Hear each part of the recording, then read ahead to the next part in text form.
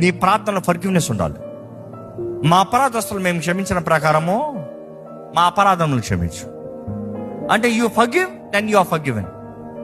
Sometimes forgiveness is not just say I forgive you. ఒక్కసారి నేను క్షమించానని చెప్తా మాత్రం క్షమాపణ కాదు. కొన్నిసార్లు నీ లోపట నువ్వు చెప్పుకుంటూనే ఉండాలి, నేను వాళ్ళని క్షమించాను, నేను వాళ్ళని క్షమించాను, నేను వాళ్ళని క్షమించాను, నేను వాళ్ళని క్షమించాను, నేను వాళ్ళని క్షమించాను. ఎందుకంటే వాడు చేసిన కార్యాలు ఎప్పుడు అపవాది జ్ఞాపకం చేస్తూనే ఉంటాడు. పలానా వ్యక్తి నీకు పలానా చేశాడు, కానీ నీ మనసులో జ్ఞాపకం రావాలి, నేను వాళ్ళని క్షమించా. I forgive them, I forgive her, I forgive him, I forgive, I let go.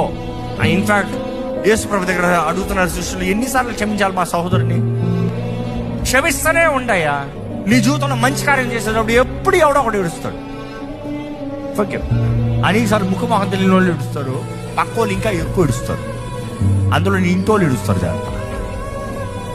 But then forgive, because there is power in forgiveness.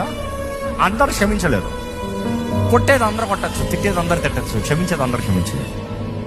ఒకడికి బలం ఉందని చూపించేదే క్షమాపణలో. వాడు ఎంత మురిగినా కూడా నేను క్షమిస్తున్నాను రా.